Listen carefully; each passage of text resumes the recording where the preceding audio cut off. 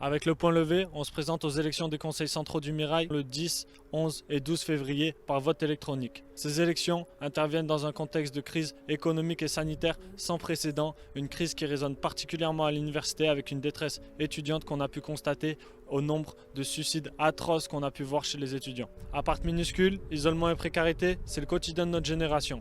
Et face à ça, la seule préoccupation du gouvernement, c'est de continuer à maintenir la soi-disant valeur du diplôme. En réalité, c'est une sélection brutale qui va s'opérer, virant de nos facs les plus précaires et fragiles. Le gouvernement est incapable de lutter efficacement contre la pandémie. On l'a vu depuis le début de la crise sanitaire, il n'y a eu aucun moyen conséquent qui a été donné ne serait-ce qu'aux hôpitaux, mais aussi à l'éducation et à nos universités. Comme disait notre cher président il y a quelques temps, il n'y a pas d'argent magique, pourtant d'un coup on voit pleuvoir des dizaines de milliards pour le patronat et c'est ce même patronat qui en suivant licencie des dizaines de milliers d'ouvriers. Tout ça, le gouvernement l'impose à coups de lois liberticides et de mesures autoritaires. On l'a vu avec la loi sécurité globale ou la loi séparatisme. Cet ensemble de lois ne fait que renforcer les traits les plus antidémocratiques d'une 5e République policière et autoritaire. La pandémie a mis en lumière le manque criant de moyens dans l'enseignement supérieur et la recherche. Alors que la réouverture des universités pour toutes et tous avec des moyens sanitaires serait possible. Mais pour ça, il faut des moyens.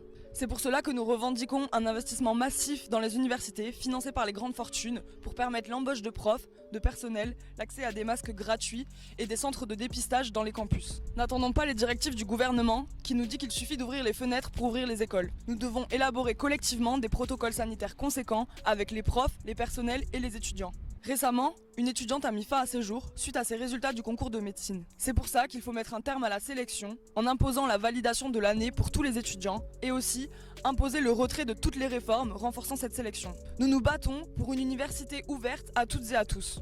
Les étudiants sans papier, qui subissaient pour la plupart d'entre eux la domination impérialiste dans leur pays d'origine, doivent tous pouvoir s'inscrire gratuitement à l'université et les étudiants sans papier doivent être immédiatement régularisés. L'université, elle n'est pas découpée de toutes les oppressions qu'on subit au quotidien. Et face à un contexte d'offensive sécuritaire et islamophobe du gouvernement avec les lois sécurité globale et la loi contre les séparatismes, nous, au Point Levé, on revendique le retrait de toutes les lois islamophobes, racistes et liberticides. Au Point Levé, on se bat pour un féminisme lutte des classes qui lutte aux côtés des travailleuses et contre un féminisme bourgeois comme l'incarne Chiappa. Au Mirail notamment, on s'est battu aux côtés des travailleuses du ménage qui se sont mobilisées contre leurs conditions de travail précaires et contre le harcèlement sexuel qu'elles subissaient au quotidien.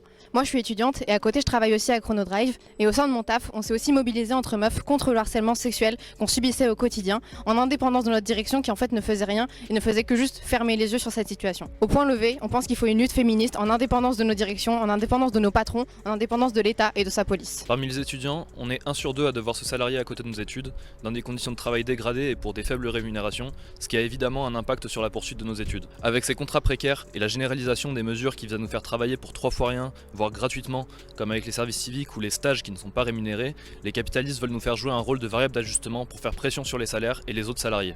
Et il ne s'agit pas, comme souvent on essaye de nous le faire croire, d'un rite initiatique de jeunesse, mais bien d'une généralisation de conditions de travail précaires à l'ensemble des salariés dès l'entrée sur le marché du travail. Et on l'a vu en mars au moment du premier confinement, où les jeunes, que ce soit dans la restauration ou dans d'autres secteurs précaires, ont été les premiers à perdre massivement leur emploi.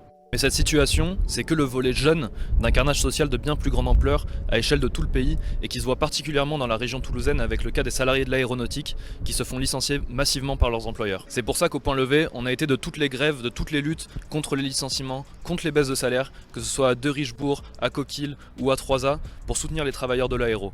Parce que les licenciements d'aujourd'hui, c'est notre chômage de demain. On pense que tous les jeunes, tous les étudiants travailleurs doivent se battre aux côtés des travailleurs de l'aéronautique et des autres secteurs en lutte pour éviter cette casse sociale. Et c'est pour ça que nous, on pense que c'est essentiel de s'organiser à la fois sur nos lieux d'études, à l'université, mais aussi sur nos lieux de travail, comme on l'a fait par exemple chez les AED, qui ont mené des grèves ces derniers temps, mais aussi avec une section syndicale qu'on a créée à Chronodrive, dans un secteur extrêmement précaire de la grande distribution, qui emploie de nombreux étudiants. Seulement, si nous nous présentons aux élections, nous n'avons aucune illusion dans le cadre des conseils, qui sont des cadres profondément antidémocratiques et modelés au service des intérêts privés. Certains membres de ces conseils ne sont pas élus, sont des personnalités extérieures qui seraient présentes pour favoriser l'insertion des jeunes sur le marché du travail, alors qu'en vérité, c'est les mêmes personnes qui sont responsables de la casse de l'emploi actuelle. Si nous nous présentons dans ces conseils, c'est loin d'être dans une logique de collaboration, mais bien de bataille contre les patrons et les présidents d'université qui vont chercher à nous imposer toujours plus de sélection et toujours plus de précarité.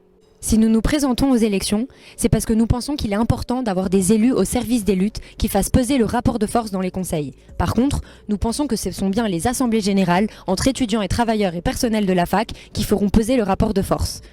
Nous pensons qu'aujourd'hui, la jeunesse a un autre avenir que celui de misère, de détresse et de déprime que lui promet Macron. Nous nous revendiquons de la jeunesse qui s'est soulevée contre le climat, la jeunesse qui s'est battue contre le racisme et les violences policières en juin dernier, et aujourd'hui, nous sommes déterminés à construire sur notre université une organisation révolutionnaire de combat. Alors le 10, 11 et 12 février, vote le point levé et n'hésite pas à nous contacter pour participer avec nous à la campagne. C'est la crise qui paye. C'est la question qu'on pose, c'est la question qu'on pose. Prolétaire pas Bill Gates, prolétaire pas Bill Gates. C'est la guerre contre les pauvres, on va la faire contre les riches. Et la vraie seule réponse c'est qu'on se lève.